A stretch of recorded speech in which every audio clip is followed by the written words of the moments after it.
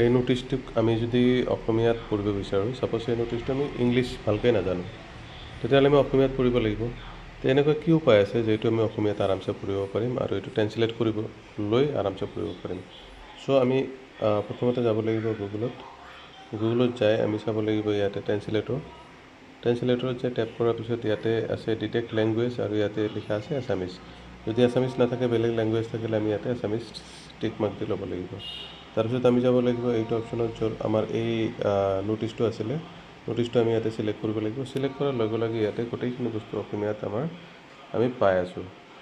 গোটেইখিনি বস্তু ইয়াতে অসমীয়াত লিখা আছে, কোনদিনাখন কি আছে ইয়াতে গোটেইখিনি অসমীয়াত আহি গৈছে। চ' এটা ইংলিছ বা যিকোনো লেংগুৱেজত যদি থাকে তেতিয়াহ'লে আমি এইটো আমাৰ নিজৰ মাতৃভাষাত এনেকৈ ট্ৰেঞ্চলেট কৰি চাব পাৰোঁ। যদি আমি এইটো ইয়াৰ পৰা যদি আমি শ্বেয়াৰ কৰিব বিচাৰোঁ, শ্বেয়াৰ কৰিব পাৰোঁ। ইয়াতে যায় শ্বেয়াৰিং অপশ্যনত যায় শ্বেয়াৰ কৰিব পৰা যায়। সেইটো যিকোনো হেৰিত শ্বেয়াৰ কৰিব পাৰি, হোৱাটছএপ হওক, ফেচবুক হওক বা যিকোনো মিডিয়াত আমি এইটো শ্বেয়াৰ কৰি দিব পাৰি। এইটো হৈছে শ্বেয়াৰিং অপশ্যন।